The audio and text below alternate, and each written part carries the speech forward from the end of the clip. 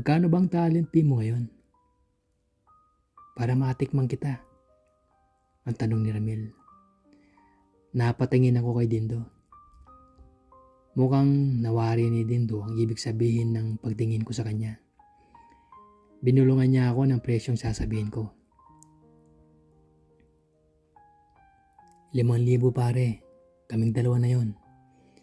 Dagdagan mo pa ng 1,000, pati yung mestisong sumasayaw sa entablado ay kasama na rin namin. Ang nasabi ko kay Ramil. Mukhang mahal yata yun pare. Pwede bang ikaw na lang? Ang tila pag-aalanganan ni Ramil. Sa totoo lang, 2,000 lang ang binulong sa akin ni Dindo. Pero ayaw ko naman na bayaran ako ni Ramil, kaya ako tinaasan na lang. Para na rin may kikitain sina Dindo at Bernard kung sakaling kakagat sa presyo si Ramil. Gwapo din naman si Ramil. Kung nagkita sana kami sa labas ng club, ay baka pumayag pa akong libre na lang. Pare, kayang-kaya mo naman yun. Ikaw na yata ang namamalakad ng business ng family nyo. Ang pagpupumilit ko naman. Hindi ka nalugi ron pre. Ako na crush mo nung high school pa tayo. Itong si Dindo at yung si Bernard ay tiyak na maabot mo kahit na ikapitong langit. Ang dugtong ko pa. Sige na nga. Pwede na ba tayo umalis ngayon? Ang pagpayag ni Ramil. Hindi pa pwede ngayon. Pag-aagalitan kami ng manager ng club. May show pa si Dindo at Bernard mamaya. Ang tugon ko naman. O sige, pagkatapos nila, labas na tayo agad. Sa ngayon ay doon muna tayo sa table ko. Ang nasabi naman ni Ramil. Pinuntahan namin ang table ni Ramil. Naupo kami ni Dindo na nasa pagitan namin si Ramil. Biglang umakbay sa akin si Ramil at pilit akong hinahalikan sa aking mga labi. Pare, mamaya na yan. Makukuha mo rin naman ako maya-maya lang. Ang bigla akong nasabi sabay iwas sa halik niya. Ang suplado talaga nito. Kung di lang kita type kukuha na ako ng ibang makakatable. Ang nasabi naman ni Ramil. Sige, isang halik lang ha. Para hindi mo sabihin na suplado ako. Ang nasabi ko naman. Hindi na nag-aksaya pa ng panahon si Ramil. Agad na niya akong hinalikan sa aking mga labi. Mukhang nagustuhan niya at napatagal yon. Kung hindi ko pa siya pinigilan ay tiyak na tatagal pa ang aming halikan. Wow naman, nakakaingit naman kayo. Ang biglang nasabi ni Dindo. Hindi na nagsalita pa si Ramil. Inalikan din niya sa mga labi si Dindo. Mas grabe ang naging sa kanila ni Ramil at Dindo.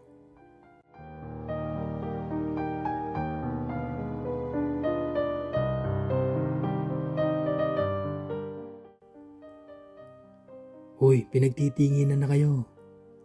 Ang akin nasabi na nagpatigil sa halikan ng dalawa. Pasensya na, nadala lang ako. Ang nasabi lamang ni Ramil. Inuman at kwentuhan ang aming ginawa habang naghihintay kami sa pagsisimula ng show ni Dindo. Madalas din ang pagnakaw na hipo ni Ramil sa aking harapan. Nakakainit din naman ang kagwapuhan ni Ramil na hindi mo nga mapagkakamalang lalaki din ang gusto. Hoy, tumigil kayo dyan. Bawal ang ganyan dito sa loob ng club. Mamaya na lang yan. Ang pag-alala sa amin ni Dindo. Inalis naman agad ni Ramil ang kanyang kamay. Hindi ni rin ako nakapaghintay na paligayahin ako ni Ramil. Parang gusto ko nang yayain si Ramil at mauna na kami sa labas ng club. Nagpigil lamang ako dahil sayang din ang kikitain ni na Dindo at Bernard sa magiging serbisyo nila kay Ramil. Sandali, tawag na ako. Maghahanda na ako para sa show. Maiwan ko na muna kayo dito. Ang biglang paalam sa amin ni Dindo. Ilang minuto pa ay inanunsyo na ang pagsisimula ng show. Lumabas mula sa likod ng entablado ang 8 lalaking nakamaskara at nakakapa ng itim. Balot na balot silang tingnan sa suot nilang kapa. Dahil din sa maskara, ay hindi mo makikilala kung sino sila. Hindi ko rin alam kung kasama sina Dindo at Bernard.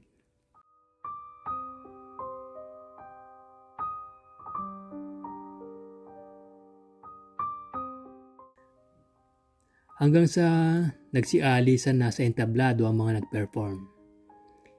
Inalis din ang props na ginamit ni Bernard. Sina Dindo at Bernard ay hindi ko na nakita sa entablado. Okay ba si Bernard? Ang tanong ni Dindo nang lumapit siya sa amin. Ang galing ni Bernard. Nakakapagginit talaga. Ang tugon ni Ramil. O bakit wala ka doon? Ang tanong ko naman kay Dindo. Okay na ako. May client na rin ako eh.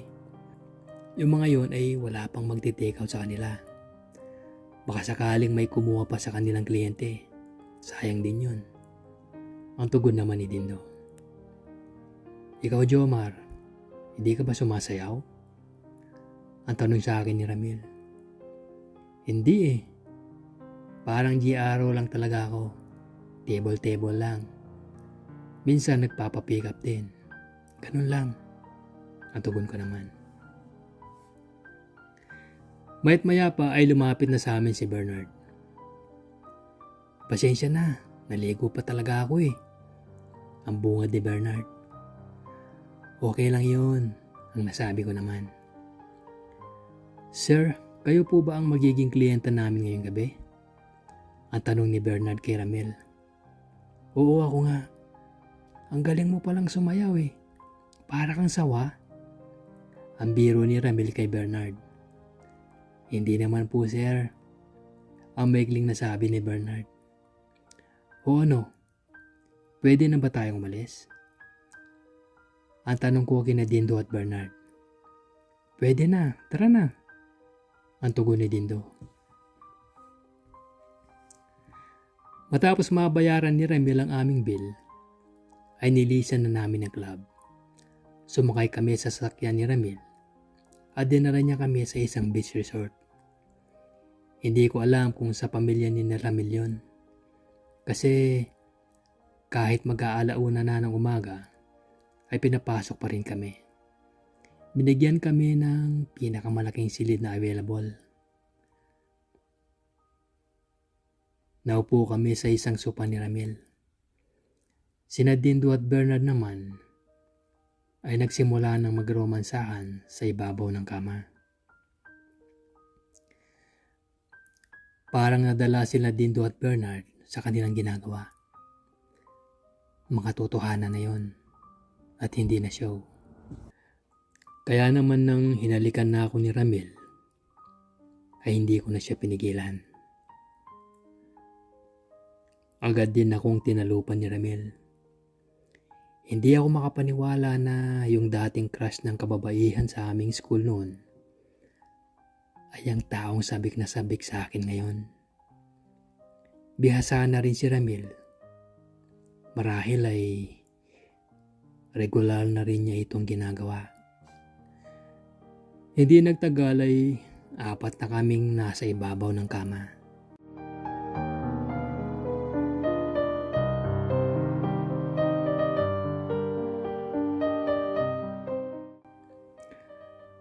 Hanggang sa natapos ang mga oras na yun. Nahiga muna kaming 4 sa kama at nagpahinga ng kaunti. Nang maalala ko na maaga ang punta namin sa sementeryo, ay ako na ang unang nagyaya na umuwi na kami. Matapos makaligo ay inihatid kami ni Ramil sa pwede kaming makakuha ng taxi o jeep papauwi sa amin. Kahit na nagpupumilit si Ramil na ihatid kami sa aming tirahan, ay hindi ako pumayag. Ayaw ko kasing malaman niya kung saan ang aming bahay. Baka malaman niya rin na hindi naman talaga ako callboy. Matapos ang araw ng mga patay, ay bumalik na rin ako sa Maynila. Ngayon ay hindi pa ako muling nagtatangkang umuwi sa Cebu upang magbakasyon. Retired na rin naman sina Mamang at Papang at sila na ang madalas na magbakasyon dito sa aking inuupahang apartment. Hindi ko din alam kung kailan ako muling matutungtong sa Cebu. Nag-aalangan kasi ako na makita muli si Ramil. Maaari niya kasing malaman ng bahay namin sa Cebu kung talagang gagawa siya ng paraan. Sina Dindo at Bernard naman, umalis na rin sa pinapaupahang kwarto sa bahay namin. Wala na rin akong balita sa dalawa kung nasa na sila. Sina Mamang at Papang naman ay hindi pa rin nalalaman ang totoong pagkatao ni Dindo at Bernard. Hindi ko na yon pinagtatakahan. Mismong anak nga nila, hindi nila alam na tunay na chick boy. Pwede sa chicks at pwede rin sa boys.